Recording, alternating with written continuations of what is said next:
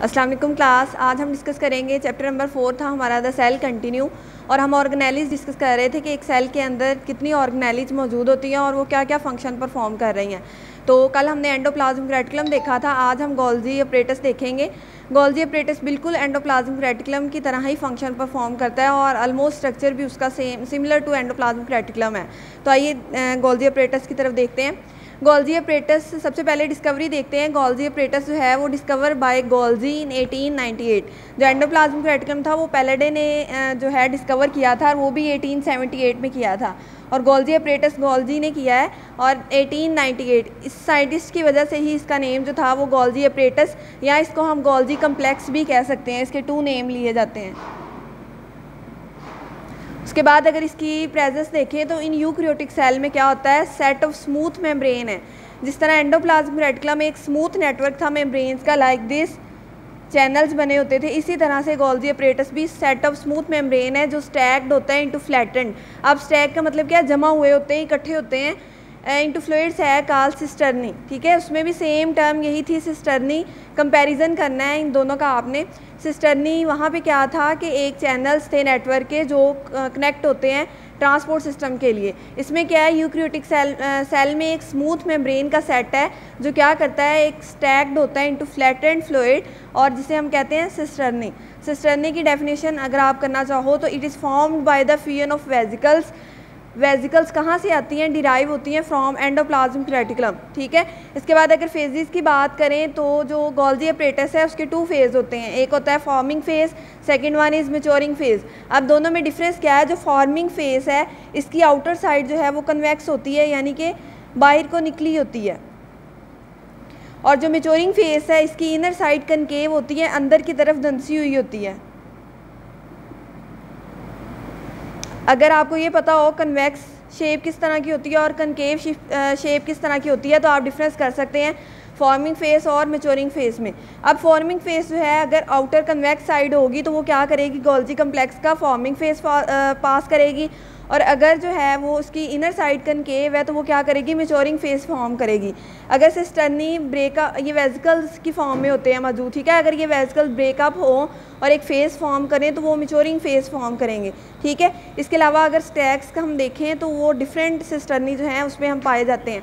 अगर हम डायग्राम की बात करें तो ये स्ट्रक्चर है गोल्जी कम्प्लेक्स का, बिल्कुल एंडोप्लाज्मिक रेटिकुलम की तरह का है।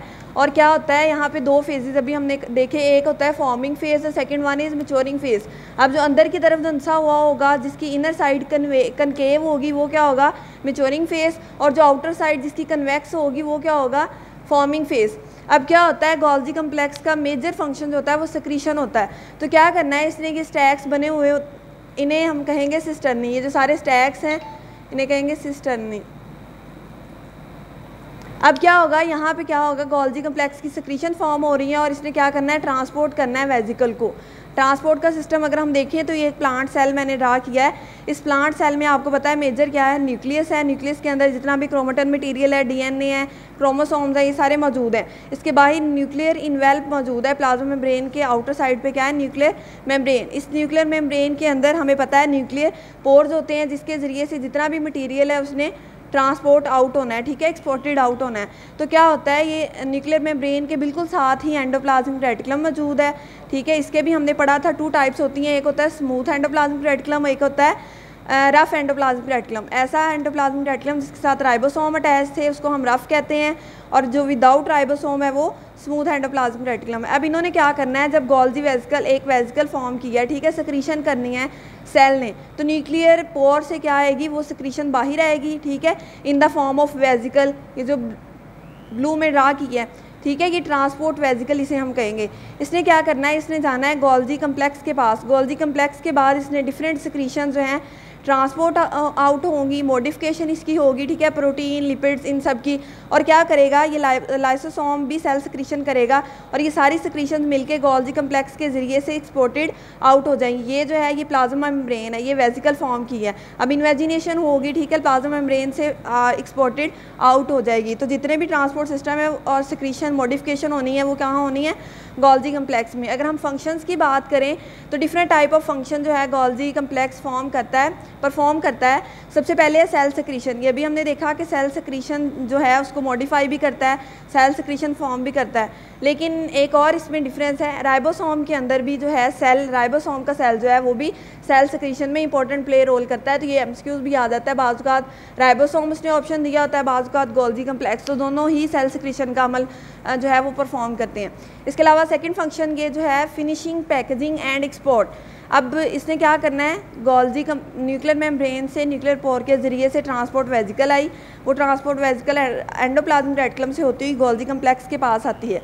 तो क्या करना है, उस ट्रांसपोर्ट वेजिकल को गोल्जी कम्प्लेक्स ने पैक भी करना है, ठीक है, मतलब फिनिशिंग प्रोडक्ट जिसे हम कहते हैं बनाना है, और उसको क्या करना है, एक्सपोर्ट आउट कर देना है थ्रू प्लाज्मा मेम्ब्रेन। अब प्रिपेयर करता है ये सिक्रीशन इन एंडोप्लाज्मिक रेटिकुलम, ठीक है, इसको कन्वर्ट कर देता है इनटू फिनिश प्रोडक्ट्स जो हमें नीड है, packed inside Golgi complex. Golgi complex के अंदर ही वो जो सिक्रीशन है वो पैक होनी है, वेजिकल पैक होनी है, और क्या कर देता है, सिक्रीशन को एक्सपोर्टेड आउट कर देता है फ्रॉम द सेल। इसके अलावा बहुत इंपॉर्टेंट इसका एक और फंक्शन है, ये करता है मॉडिफिकेशन। अब मॉडिफिकेशन क्या करता है, जो प्रोटीन और लिपिड जो है सेल के अंदर आ रही हैं उनको मॉडिफाई कर देता है। उनको मॉडिफाई किस तरह करता है, प्लाज्मा मेम्ब्रेन के प्रोटीन जो हैं उनको गोल्जी प्रोटीन में कन्वर्ट करता है, और लिपिड्स जो हैं उनको ग्लाइकोलिपिड्स में कन्वर्ट करता है। अगर फर्स्ट ईयर का चैप्टर नंबर 2 आपने अच्छे से पढ़ा है तो उसमें एक ग्लाइको कार्बोहाइड्रेट था, एक टॉपिक का नेम, उसमें हमने देखा था कि प्रोटीन्स जब कार्बोहाइड्रेट्स के साथ ऐड हो जाती हैं, यानी शुगर्स के साथ, तो वो ग्लाइको प्रोटीन बनाती हैं। इसी तरह लिपिड जब शुगर के साथ अटैच होती है तो वो ग्लाइकोलिपिड बनाती है। तो ये मॉडिफिकेशन सेल के अंदर, यूकैरियोटिक सेल के अंदर किसने परफॉर्म करनी है, गोल्जी कम्प्लेक्स ने, गोल्जी अपरेटस ने। उसके बाद नेक्स्ट फंक्शन इसका है सिंथेसिस ऑफ सेल वॉल। अगर प्लांट सेल, अब हमें पता है सेल वॉल एनिमल्स में नहीं होती, एब्सेंट होती है, और प्लांट्स में प्रेजेंट होती है। तो गोल्जी कम्प्लेक्स इसका मतलब है दोनों में मौजूद है, यूकैरियोटिक में भी, प्लांट में भी, और एनिमल्स में भी। तो इन प्लांट्स में क्या करता है, ये सिंथेसिस ऑफ सेल वॉल करता है, outer covering of the cell, ठीक है, प्लाज्मा मेम्ब्रेन से आउटर जो मौजूद होती है। अब इसको इस वजह से कि ये सिंथेसिस ऑफ सेल वॉल करता है इन प्लांट्स, हम कहते हैं डिक्टोसोम्स इन प्लांट। तो ये एमसीक्यूज है बहुत इंपॉर्टेंट, आपसे आएगा कि डिक्टोसोम ऑफ प्लांट्स इज कॉल्ड, ठीक है, कौन किसे कहा जाता है, तो गोल्जी अपरेटस को कहा जाता है। इसके अलावा लास्ट फंक्शन इसका है कि प्राइमरी लाइसोसोम जो हैं उनकी भी ये सिंथेसिस करता है। तो प्राइमरी लाइसोसोम जो हैं वो भी गोल्जी अपरेटस में फॉर्म होते हैं। ये गोल्जी अपरेटस था, ये भी बहुत इंपॉर्टेंट लॉन्ग क्वेश्चन है, इंशाल्लाह कल हम देखेंगे नेक्स्ट ऑर्गेनेल।